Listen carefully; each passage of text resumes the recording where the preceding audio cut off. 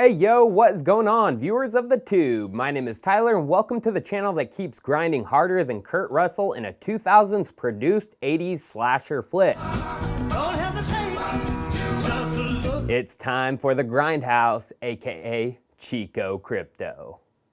Well, we are officially a week and a half into October, and throughout the beginning of the month, it looked like the Bitcoin price was heading under 8K and testing a few key support levels, 7.6K and 7.3K.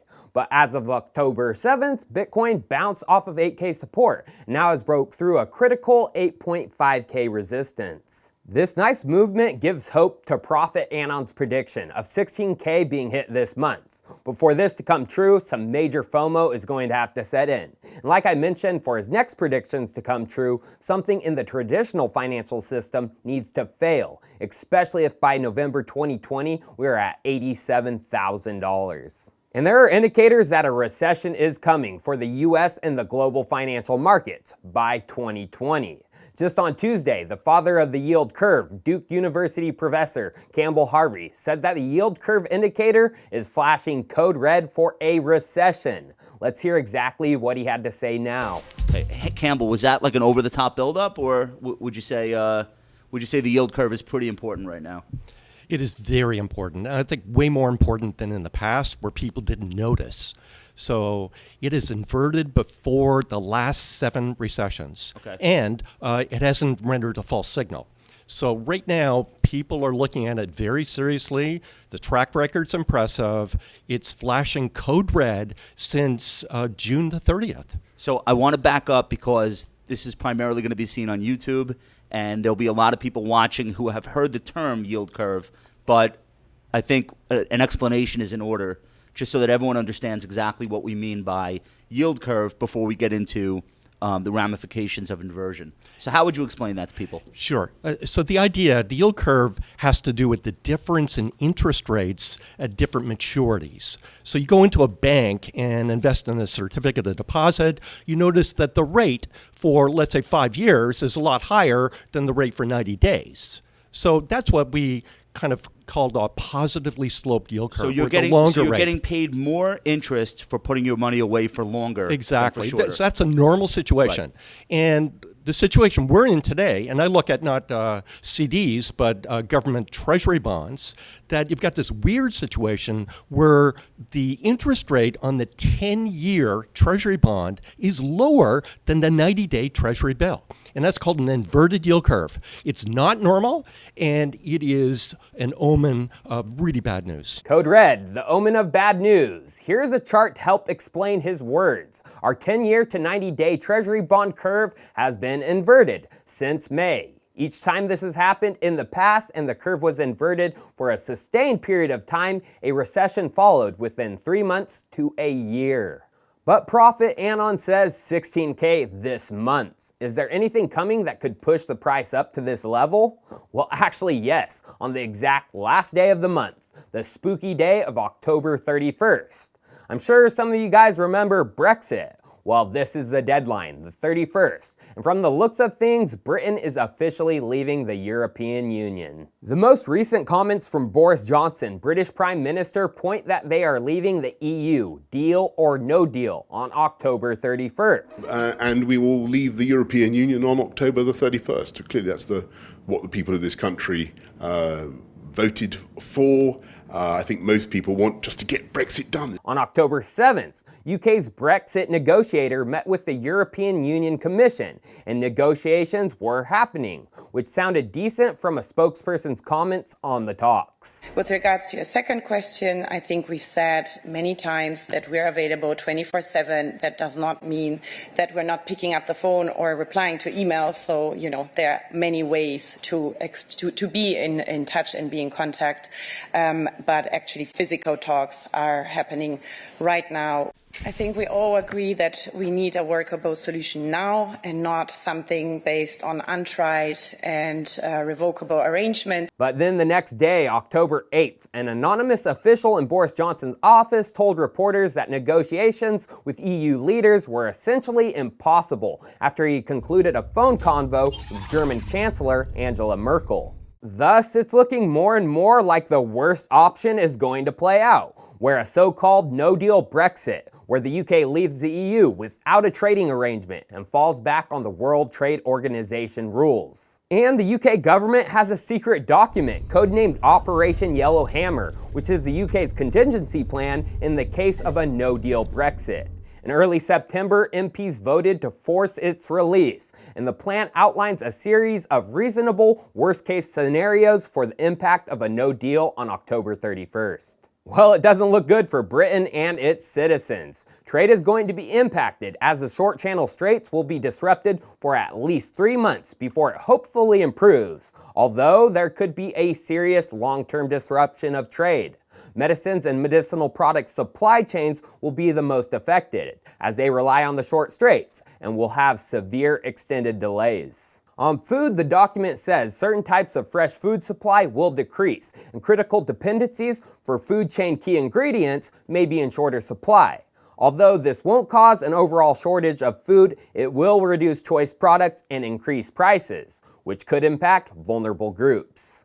Other key points from Yellowhammer: protests and counter-protests will take place across the UK. Some businesses will cease trading. There will be a growth in the black market. And some providers of adult social care could fail. Doesn't this sound like the beginning of a dystopia and not the 6th largest national economy in the world? And the UK dominates the financial services industry, as London is the center of and the world's largest financial center. Now, my personal opinion. It will be a rough road up to 16K this month, and a Brexit no deal won't likely be the spark that pushes it to that level. It's possible, though, with a little tether manipulation to get it up that quick, so the cards aren't officially off the table.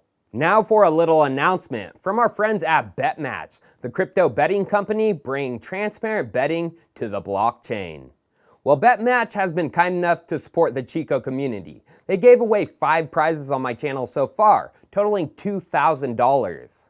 Well, today we are announcing the final winner, who wins a cool $1,000. That person is, drumroll please, Josh Tabanzi. You have won 1K in Ethereum. Payment confirmation is below. Glad Betmatch and I could make your year. Congrats, brother. But don't worry, those of you who haven't won, some very big and interesting things are coming between Betmatch and Chico, and they have agreed to support my community just as much as me. So stay tuned, Chico Army. Finally, the last thing I would like to discuss is a realistic and well thought out prediction when a global recession hits in 2020. Because it's not now more if, it's when a recession hits. There is widespread expectations that people, institutional funds, and eventually governments will run towards Bitcoin because of massive inflation that is expected during this recession. Here are the facts. During a recession, the masses of people lose jobs, get pay cuts, and overall earn less, meaning less disposable income, putting pressure on the stock markets, and this will put pressure on the Bitcoin markets in the short term. See, in the Western world, we haven't hit inflation like we should. The European Central Bank and US Fed have done everything they can in recent years: negative rates, repo operations, and money printing to keep inflation's head above water. Inflation is actually a good thing in an economy. Throughout recorded inflation history, the US has been positive 95% of the time. And here's the thing, people. Here in the US, it's not inflation we need to be worried about right now. The government is doing everything in its power to hit the 2% goal, but basically for the past 10 years has been missing that goal. They can't meet it regardless of what they do. Federal debt is rising. Just in the last month, the balance sheet has grown by over $250 billion, largely due to those repo operations. And during this time, when they haven't been able to meet their inflation goals of 2%, the balance sheet has exploded from just $800 billion before the last financial collapse in 2008 to the $4 trillion number we see today. This debt and obligation to pay is the problem, and runaway deflation is what the banks and governments are worried about, as deflation increases the burden of debt, adversely affecting the banking systems and collapsing the economy. Now, going back to the history of inflation over time, the longest period of deflation in the US's history began in 1929 with the stock market collapse, Black Tuesday, which was highly unanticipated because in the 20s the economy was a roaring, aka the Roaring 20s. But here's the thing, the Roaring 20s were very similar to the 2010s. Both were a period of deregulation, tax cuts, and the beginning was coming out of a recession or depression. 2008 recession and the depression of 1920-21. Just like today, expansion in government debt ballooned throughout the 20s, as seen from the M2 money supply booming during that period. Now, the reason things got so bad then was because the government had a ton of debt, and then unanticipated deflation hit. Global production slowed, companies laid off workers, ballooning unemployment. Unemployed individuals deplete their savings and end up defaulting on debt obligations to many of these companies. This ripples into the companies as they have their own debt, which got harder to pay because of the deflationary spiral. They defaulted, which spiraled into the banks, who now can't pay their obligations to the government. Banks failed and the Great Depression took hold. So, my official opinion is in 2020, the recession will begin. This will hit people's savings and disposable income, thus less money to invest in things like stocks or Bitcoin. 2020 recession, not the best news for BTC. But by 2021, runaway deflation starts as everyone is scrambling for cash that isn't there anymore. Regular people and institutions start to realize Bitcoin is the hedge. 2021, great for BTC. And after this, by 2022, hyperinflation takes place, where cash and fiat money becomes worthless, which is already happening in many countries across the globe. Then 2023, US and other countries begin plans to enforce a centralized digital currency and move away from fiat. This is when Bitcoin frickin' moons. Cheers. I'll see you next time.